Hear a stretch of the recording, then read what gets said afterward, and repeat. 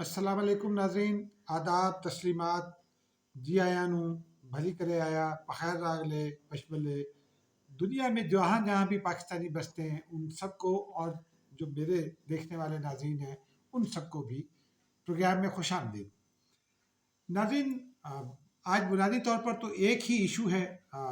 उसके बाद आपको एक ख़बर भी देंगे। इशू है मुल्क में सदारती निज़ाम राइज होने के हवाले से। हमारे सीनियर दोस्त जर्नलिस्ट हैं मजहर अब्बास, उन्होंने भी आज ट्वीट किया कि सदारती निज़ाम नाफिज होने की बातें हो रही हैं। बहुत सारे और जर्नलिस्ट दोस्तों ने भी ये किया, और फिर ये करना पड़ा उन्हें क्योंकि मुसलसल पीटीआई का जो मीडिया सेल है उसकी जानिब से मुसलसल ये बात फैलाई जा रही है। मुख्तलिफ जो मीडिया सेल्स के नुमाइंदगान हैं वो अपने अपने ट्वीट अकाउंट से कह रहे हैं कि जनाब कप्तान ने तैयारी कर ली, मार्च में मार्च होगा और मार्च में सदारती निज़ाम आ जाएगा, रेफरेंडम की तैयारी कर ली, आइन मुअत्तल कर दिया, माफ़ कीजिएगा, आइन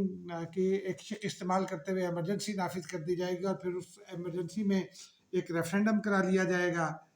और इस तरह की बहुत सारी बातें नाज़रीन। लेकिन वो ऐसी बातें हैं जो मेरे तो जहन में नहीं आती। मैं ज़ाती तौर पर ये समझता हूँ कि, और इसके बहुत सारे पहलू हैं कि जी 3 महीने तक एमरजेंसी नाफिज रहेगी, फिर 3 महीने बाद सदारती निज़ाम आ जाएगा, इमरान खान साहब सदारती सदर होंगे और फिर पाक फौज की क़यादत को बुला लिया गया है। मैं ज़ाती तौर पर खुशगुमान आदमी हूँ और मैं फेस वैल्यू पर चीज़ों को लेता हूँ। जर्नलिस्ट हूँ, शक करता हूँ ज़रूर, लेकिन इतना भी शक नहीं करता कि आदमी के किरदार पर ही शक करके उसे वतन दुश्मन समझने लगूँ, उसे मुल्क दुश्मनी के सर्टिफिकेट्स तकसीम करने लगूँ, या अदारों की पर तनकीद में इस हद तक आगे चला जाऊँ कि मेरी तनकीद से अदारे दबाव में आना शुरू हो जाए। अब नाज़रीन, इसकी आइनी पोजीशन की जानिब आते हैं। आपको याद होगा बेनज़ीर भुट्टो साहिबा ने एक एनआरओ किया था मुशर्रफ साहब के साथ। उस एनआरओ को मियाँ नवाज शरीफ साहब ने चैलेंज किया था ए डोगर साहब के ज़रिए, फिर हामिद खान जो पीटीआई के वकील एक ज़माने में हुआ करते थे, आजकल पीटीआई के बागी हैं, और मतून भी हैं जो इमरान खान के चाहने वाले हैं उनके, वो उसमें फ़रीक थे। हफीज़ पीरज़ादा साहब भी उसमें एक फ़रीक की जानिब से वकील के तौर पर पेश हुए, और उस एनआरओ केस में जहाँ एनआरओ को डिसमेंटल किया गया, जहाँ एनआरओ को ख़त्म कर दिया गया सुप्रीम कोर्ट की जानिब से, वहाँ एक बहुत ही अहम उस फैसले का एक जो पहलू था वो उससे आपको आगाह करते हैं। सुप्रीम कोर्ट के 17 रुकनी बेंच ने उस एनआरओ केस को सुना और उसमें आइन के ढांचे पर बहुत तफसील से बहस हुई। सदारती निज़ाम के हवाले से भी बहस हुई, और फिर पार्लिमानी निज़ाम क्यों लाया गया इस पर भी बहस हुई। और इफ्तिखार चौधरी साहब, जिन्होंने बाद में जस्टिस पार्टी बनाकर ख़ुद सदारती निज़ाम के लिए एक आवाज़ बुलंद की कि सदारती निज़ाम होना चाहिए, उनकी सरबराही में 17 रुकनी बेंच ने, और सुप्रीम कोर्ट के बेंचेस के जजेस की तादाद 17 ही होती है, और उसमें उस वक्त 17वें जज एडॉक जज थे, अभी भी एडॉक जज ही होंगे क्योंकि वो एडॉक जज की पोजीशन है 17वें जज की। उसने ये करार दिया बेंच ने कि पाकिस्तान के पार्लिमानी जो स्ट्रक्चर है उसको नहीं छेड़ा जा सकता, और जो दो ऐवानी मुकर्रना का कॉन्सेप्ट है आइन में, और जो आइन का बुनियादी ढांचा है पार्लिमानी निज़ाम का, उसको नहीं छेड़ा जा सकता, और वज़ीर आज़म बाइख्तियार होंगे और सदर सेरेमोनियल होंगे, ये भी उस फैसले के ज़रिए तय हो गया। अब ये पाकिस्तान में सदारती निज़ाम बहुत अरसा रहा, गवर्नर जनरल रहे, गवर्नर जनरल के बाद इस्कंदर मिर्ज़ा पहले सदर बने, फिर अयूब खान साहब बने, उसके बाद ज़ुल्फ़िकार अली भुट्टो साहब। पहले चूँकि उस वक्त मार्शल लॉ ने इक़्तिदार ट्रांसफ़र करना था, तो वो कुछ अर्सा chief marshal law administrator civilian के तौर पर रहे 3 महीने। उसके बाद अबूरी आइनी निज़ाम दिया गया, और फिर उस अबूरी आइनी निज़ाम में ज़ुल्फ़िकार अली भुट्टो मुल्क के सदर बने, और फिर जब पार्लिमानी निज़ाम पर मबनी दो ऐवानी मुकर्रना, बाई कैमरल मुकर्रना समझ लें उसे, जमहूरी टर्म्स में बाई कैमरल मुकर्रना कहा जाता है, वो जब राइज हुई तो ज़ुल्फ़िकार अली भुट्टो साहब वज़ीर आज़म बन गए, اور اس کے بعد سے اب تک درمیان میں ضیاء الحق کا مارشل لا آیا، ضیاء الحق نے آئین کو تاکہ نسیاں پر رکھ دیا، یعنی ہیلڈ ان ابیس کر دیا اس کو، اور اس کے بعد انہوں نے martial law legal framework کا ایک آرڈر جاری کیا، اس کے تحت مارشل لا نظام کو کنٹینیو کیا، اور پھر جب محمد خان جوریجو وزیر اعظم بنے غیر جماعتی انتخابات کے نتیجے میں، تو محمد خان جوریجو نے حلف اٹھاتے ہی ضیاء الحق صاحب سے پوچھا کہ مارشل لا کب اٹھا رہے ہیں، اور ضیاء الحق صاحب نے آگے سے شرط رکھ دی کہ میرے اقدامات کو آئینی تحفظ دیا جائے ورنہ میں مارشل لا نہیں اٹھاؤں گا۔ تو 85 کی اسمبلی نے جو میرے نزدیک جس کے وزیر اعظم محمد خان جو بہت ہی جمہوری آدمی تھے، ان کو مجبوری میں 8ویں ترمیم منظور کرنا پڑی، جس میں 58 آرٹیکل 58 میں 2B کا اضافہ کرنا پڑا، جس کے تحت صدر کو اسمبلی توڑنے کا اختیار مل گیا، ورنہ یہ اختیار وزیر اعظم کے پاس تھا اس آرٹیکل کے تحت۔ اس کے بعد پھر پارلیمانی نظام بحال ہوا، بے نظیر بھٹو صاحبہ کی حکومت آ گئی، نواز شریف کی حکومت آ گئی، اور یہ معاملہ چلتا رہا کہ 12 اکتوبر 1992 برپا ہو گیا، یعنی نواز شریف صاحب کے خلاف فوجی اقدام آ گیا، جنرل مشرف اقتدار میں آ گئے، جنرل مشرف نے بھی آئین کو ہیلڈ ان ابیئنس رکھا، یعنی تاخیر رسیاں پر رکھ دیا، لیکن اس کے بعد انہوں نے جو نظام اختیار کیا اس میں انہوں نے اپنے آپ کو چیف مارشل ایڈمنسٹریٹر مقرر کرنے کے بجائے chief executive of the country مقرر کر دیا، اور بعد میں پھر ایک صدارتی ضیاء الحق نے بھی ایک صدارتی ریفرینڈم کرایا، کیونکہ اس وقت آئین معطل تھا، اور سوال یہ تھا کہ کیا آپ اسلامی نظام چاہتے ہیں، اور اسلامی نظام کو کون مسلمان کہے گا کہ نہیں چاہتے، اور انہوں نے کہا کہ اگر آپ اسلامی نظام چاہتے ہیں تو میں آپ کا صدر ہوں اگلے 5 سال کے لیے، یہ اس کا سوال تھا، حالانکہ وہ ٹوٹل غیر آئینی اقدام تھا، اگر آئین کی موجودگی میں ایسا ہو نہیں سکتا۔ مشرف نے بھی آلموسٹ ایسا ہی کیا، اور مشرف نے پھر ریفرینڈم بھی کرایا، لیکن بعد میں انہوں نے وردی میں الیکشن لڑا، اور بدقسمتی سے ہماری سپریم کورٹ نے جسٹس ارشاد حسن خان صاحب کی قیادت میں جنرل مشرف کو آئین میں بھی تبدیلی کا اختیار دے دیا، اور پھر تبدیلی کا اختیار دے دیا نہ صرف آئین میں بلکہ انہیں وردی میں الیکشن لڑنے کی اجازت دے دی۔ یہ الیکشن لڑا، ان کے مقابلے میں سعید الزمان صدیقی صاحب بھی امیدوار بنے، اور معاف کیجیے گا جو بعد ازاں جسٹس وجیہ الدین صاحب، جسٹس وجیہ الدین امیدوار بنے، لیکن مشرف صاحب جیت گئے، اور اس طرح سے وہ صدر کنٹینیو رہے، لیکن پھر انہیں آئین بحال کرنا پڑا، اور آئین بحال کرنے کی شرط 17ویں ترمیم تھی۔ اس 17ویں ترمیم میں مولانا فضل الرحمان کو لیڈر آف دی اپوزیشن بنا کر، جبکہ لیڈر آف دی اپوزیشن بننے کا رائٹ کسی اور کے پاس تھا، لیڈر آف دی اپوزیشن بنا کر ان کو وہ پرائم منسٹریل جو پاکستان پریویلیجز ہوتے ہیں وہ تمام دے دیے گئے، یعنی پروٹوکول بھی اتنا، موٹرکیٹ بھی اتنا، اور بہت سارے، تاکہ ایک نظام چلتا رہے۔ مولانا فضل الرحمان نے اس وقت جمہوریت پسندی کو ایک طرف رکھا اور اس کو قبول کر لیا۔ یہ تو تھی ماضی کی کہانی، لیکن ناظرین اس کے بعد مشرف نے ایک اور کام کیا، انہوں نے 9 اکتوبر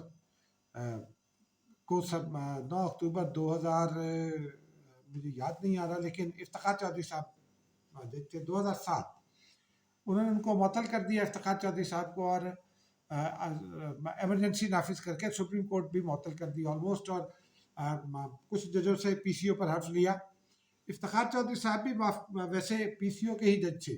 وہ بھی پی سی او کا حلف اٹھا کر آئے تھے اور چیف جسٹس بنے تھے، چیف جسٹس جب بنے اس وقت بھی پی سی او کے تحت حلف اٹھایا تھا، لیکن اس کے بعد انہوں نے جنرل مشرف کو نو کہا، تو پھر ایک تحریک چلی، اس تحریک کے نتیجے میں اس دوران میں الیکشن ہوئے، پیپلز پارٹی کی حکومت آ گئی، اور پیپلز پارٹی کی حکومت نے انہیں بحال کر دیا 2009 میں۔ مشرف اور بحالی سے پہلے میاں نواز شریف صاحب نے ان کے حق میں ایک کیمپین چلائی، رائیونڈ سے نکلے، لاہور پہنچے، لاہور سے نکلے گوجرانوالا پہنچے، کہ پھر وہ معاملہ طے پا گئے، اور پھر افتخار چودھری صاحب چیف جسٹس کے طور پر بحال ہو گئے، اور ججز کیس چلایا، کیونکہ وہ جسٹس عبدالحمید ڈوگر اس دوران میں چیف جسٹس مقرر کیے گئے، انہوں نے آئین کے تحت حلف اٹھایا، ان کے ساتھ اور ججز نے بھی حلف اٹھایا۔ افتخار چودھری صاحب نے 17 رکنی بینچز کی صدارت کی، اور اس کیس میں بھی یہ کہہ دیا گیا کہ آئین کا بنیادی ڈھانچہ نہیں چھیڑا جا سکتا، ججز کو گھر نہیں بھیجا جا سکتا، ججز کو قید نہیں کیا جا سکتا، اور یہ بالکل درست فیصلہ تھا، اور اس میں انہوں نے یہ بھی قرار دیا کہ آئندہ جو بھی جج مارشل لاء کے اقدامات کی حمایت کرے گا، آئین کی معطلی کی حمایت کرے گا، وہ آرٹیکل 6 کے زمرے میں آئے گا اور اس کے خلاف کارروائی کی جائے گی۔ اب ناظرین، اس سارے تناظر میں بحث کا مقصد یہ ہے کہ آپ کو یہ بتایا جائے کہ اس وقت کیا پوزیشن ہے۔ آئین نے پاکستان اس وقت کام کر رہا ہے، صوبوں اور مرکز کے درمیان جو تعلقات کار ہیں وہ قائم ہیں، کہیں بریک اپ نہیں آیا۔ ملک کے معاشی حالات خراب ہیں، اسٹیٹ بینک کو حوالے کر دیا گیا ہے ایک طرح سے، مطلب بہت سارا اثر آ گیا ہے آئی ایم ایف کا اسٹیٹ بینک ایکٹ کی صورت میں، لیکن وہ قومی اسمبلی سے پاس ہوا ہے، سینٹ سے بھی ہونا ہے، اس کے باوجود بھی فائنینشیل ایمرجنسی کی کوئی سچویشن نہیں ہے۔ ملک میں ایمرجنسی کے حالات نہیں ہیں، فائنینشیل ایمرجنسی کے حالات نہیں ہیں۔ فائنینشیل ایمرجنسی آرٹیکل 36 کے تحت لگتی ہے اور اسی آرٹیکل میں ایمرجنسی کا بھی تذکرہ ہے۔ لیکن اگر یہ ایمرجنسی لگا بھی دی جائے ناظرین، تو بھی آئینی اور قانونی ماہرین سے جو بات ہوئی ہے، میں نے خود 12 سال سپریم کورٹ کی رپورٹنگ بھی کی ہے، ان تمام معاملات کو اچھی طرح سے سمجھتے ہیں، آئین اور قانون کو روز آلموسٹ پڑھتے بھی ہیں، اس کے حوالے سے سٹوریز بھی کرتے ہیں۔ یہ گنجائش نہیں ہے کہ آئین کو معطل کیے بغیر صدارتی نظام لاگو کر دیا جائے۔ یہ بھی گنجائش نہیں ہے کہ ایمرجنسی لگا کر صدارتی ریفرنڈم کے سوال پر، صدارتی نظام کے سوال پر ریفرنڈم کرا دیا جائے، یہ بھی نہیں ممکن ہے۔ اور یہ آئین کو بریچ کرنے والی بات ہوگی، آئین کو ایبروگیٹ کرنے والی بات ہوگی، اور اگر جب بھی سپریم کورٹ یہ ایسا ہوتا ہے تو سپریم کورٹ فوراً ایکشن لینے پر مجبور ہوگی، کیونکہ اس کے 17 کے 17 رکنی بینچ کا فیصلہ ہے۔ ایک بات تو یہ ہو گئی۔ اس کے علاوہ بھی اور اہم پہلو ہیں ناظرین، مثلاً اگر پاکستان میں صدارتی نظام لانا ہے اور عمران خان صاحب خود صدر بننا چاہتے تو ویسے تو اب بھی ایک شخصی عامریت ہی کی طرح کی حکومت ہے، کیونکہ جس کو چاہتے ہیں، جس چیز کو چاہتے ہیں وہ رون دیتے ہیں۔ مثلاً ابھی جب یہ لیجسلیشن پاس ہوئی ہے، منی بجٹ بھی پاس ہوا اور اسٹیٹ بینک کا بل بھی پاس ہوا، اس میں بھی اپوزیشن چیلنج کرتی رہ گئی اور سارے اپوزیشن کی سارے مطالبات کو رون دیا گیا، جبکہ اسمبلی رولز یہ کہتے ہیں کہ جب اپوزیشن ری کاؤنٹ مانگ لے تو ری کاؤنٹ دینا پڑتا ہے، وہ نہیں دیتے، وہ نہیں دیا گیا۔ پھر تیسری بات یہ ہے کہ جو پاکستان کا آئین ہے، اگر اس کو تبدیل کرنا، اگر صدارتی نظام لانا ہے تو پھر 1973 کے آئین کو منسوخ کرنا پڑے گا۔ 1973 کے آئین پر چاروں صوبائی حکومتوں کے اور قیادتوں کے بھی دستخط ہیں، اور یہ فیڈرل پارلیمانی نظام ہے، 2 ایوانی مقننہ ہے، اس میں یہ اس طرح کا نظام ہے کہ سینٹ آف پاکستان کے ذریعے صوبوں کی آواز کو بھی یقینی بنایا گیا ہے مرکز میں، وہ ختم ہو جائے گی۔ عوام کی، چاہے قومی اسمبلی موجود رہے لیکن عوام کی آواز پھر بھی ختم ہو جائے گی، کیونکہ صدارتی نظام ہے۔ تو اس نظام کو کون سا صوبہ تسلیم کرے گا، یہ ایک اہم سوال ہے۔ کوئی صوبہ سوائے پنجاب کے، کیونکہ پنجاب نے ہمیں کبھی بھی ریزسٹنس نہیں دی، سندھ نے دونوں مارشل لاء کے خلاف رجسٹ کیا، بلوچستان کرتا رہا ہے، خیبر پختونخوا کرتا رہا ہے، یہاں فورسز جو پرو ڈیموکریسی فورسز ہیں وہ پنجاب کے مقابلے میں زیادہ مضبوط ہیں۔ لیکن اب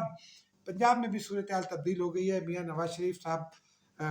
ایک بڑے جمہوری چیمپئن کے طور پر سامنے آئے ہیں، اور میرا نہیں خیال کہ وہ بھی، حالانکہ مسلم لیگ نون 18ویں ترمیم کو رول بیک کرانا چاہتی تھی، لیکن اب میرا خیال ہے کہ اب وہ ایسا نہیں چاہتی، اور وہ عمران خان صاحب کی حکومت سے چھٹکارا چاہتی ہے اور ملک کو جمہوری ڈگر پر چلانا چاہتی ہے۔ اہم بات یہ ہے۔ پھر ایک اور اہم بات یہ ہے کہ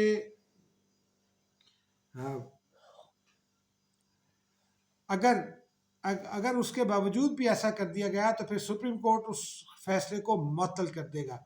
اور ملک میں ایک مزید بحران جنم لے گا، کیونکہ عمران خان صاحب سپریم کورٹ اگر کرنا چاہتے ہیں تو وہ سپریم کورٹ کا فیصلہ تسلیم نہیں کریں گے، اور سپریم کورٹ کا فیصلہ تسلیم نہیں کریں گے تو ایک کانسٹیٹیوشنل بریک اپ آ جائے گا، کانسٹیٹیوشنل یعنی آئین ایبروگیٹ ہو جائے گا، اور وہ پھر عمران خان صاحب کو چاہے کبھی زندگی کے کسی اور مرحلے پر جب وہ وزیر اعظم نہ ہوں، اس وقت ان کو وہ بھگتنا پڑے گا۔ اور اہم بات یہ ہے کہ میں نہیں سمجھتا ہوں کہ عمران خان صاحب اس حد تک جائیں گے، ویسے تو کوئی بعید نہیں ہے، وہ جو سوچ لیتے ہیں اس پر عمل کرنے کی کوشش کرتے ہیں، لیکن میرا نہیں خیال کہ ان کے دوست، ان کے قریب، ان کے ساتھ شاہ محمود قریشی جیسا ایک سینئر پارلیمنٹیرین ہے، وہ بہت سمجھدار پارلیمنٹیرین ہیں، ان کے ساتھ اور بہت سارے لوگ ہیں،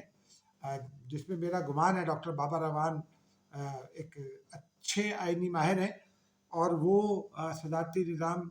کی وجہ سے جو خطرات لاحق ہو سکتے ہیں ان سے بھی کو آگاہ ہے، بخوبی آگاہ ہے، وہ بھی عمران خان صاحب کو یہ مشورہ نہیں دیں گے۔ باقی جو بھی مرضی دیتے رہیں، لیکن جو بھی لوگ عمران خان صاحب کو یہ مشورہ دے رہے ہیں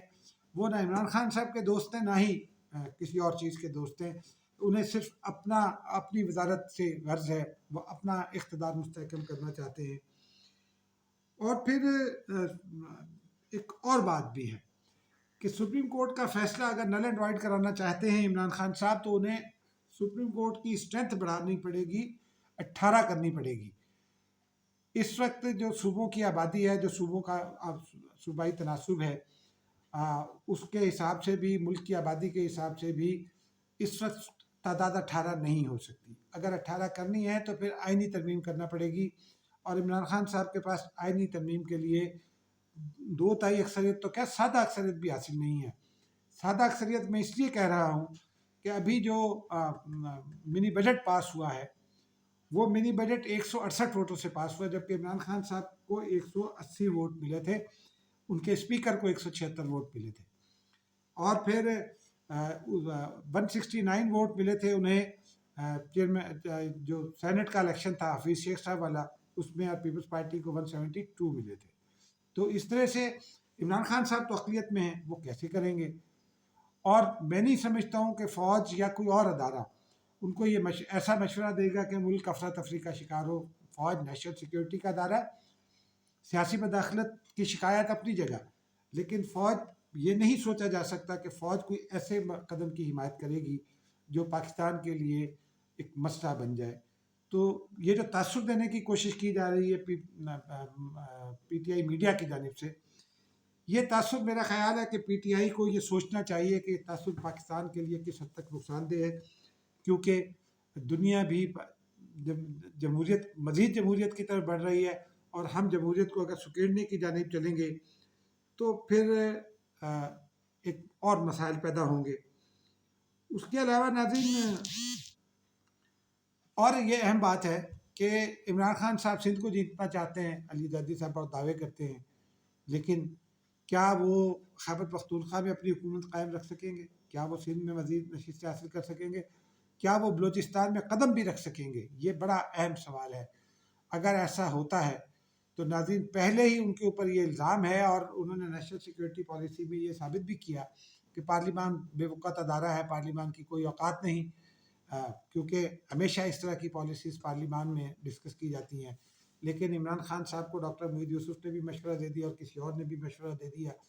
کہ یہ پالیسی تو پارلیمان میں جاتی نہیں ہے، تو پھر پارلیمان میں اگر یہ پالیسی ڈسکس نہیں ہونی تو اور کیا ہونا ہے؟ اس وجہ سے جو عمران خان صاحب کی شہرت خراب ہوتی جا رہی ہے، اس میں یہ پروپیگنڈا جو ہے، یہ پروپیگنڈا کرنا بھی ان کے لیے، ان کے حق میں نہیں ہے۔ ان کی پارٹی کے جو لوگ بھی ان کے یہ پروپیگنڈا کر رہے ہیں، وہ کوئی ان کے ساتھ بھی اچھا نہیں کر رہے۔ ناظرین، اب آپ کو آخر میں خبر سناتے ہیں۔ بلاول بھٹو زرداری اسلام آباد میں ہیں، گزشتہ 2 روز میں ان سے کوئی 18 اہم شخصیات نے ملاقاتیں کی ہیں۔ یہ اہم شخصیات، ان ملاقاتوں کے بعد بلاول بھٹو زرداری اہمیت اختیار کرتے جا رہے ہیں۔ نبیل گبول صاحب نے تو دعویٰ بھی کر دیا ہے کہ وہ اگلے وزیر اعظم ہو سکتے ہیں۔ میری اطلاع یہ ہے کہ آصف علی زرداری صاحب بھی وزارت عظمیٰ کے امیدوار ہو سکتے ہیں، کیونکہ مسلم لیگ نون کی ڈیل ابھی طے نہیں پائی، اور یہ ثابت بھی ہو گیا ابھی پچھلے چند دنوں میں D G I S P R کے کہنے کے بعد۔ تو اس لیے امید اس بات کی ہے کہ 25 جنوری کو جو پی ڈی ایم کا اجلاس ہوگا، اس میں اگر تحریک عدم اعتماد لانے کا فیصلہ ہوتا ہے عمران خان صاحب کے خلاف، تو پھر وزیر اعظم پیپلز پارٹی کا ہوگا، اور بلاول بھٹو زرداری سے کون کون مل رہا ہے، اس کے کیا نتائج نکلتے ہیں، اس کے لیے آپ کو کچھ انتظار کرنا پڑے گا۔ ناظرین، اب تک کے لیے اتنا ہی، مجھے اجازت دیجیے، خدا حافظ۔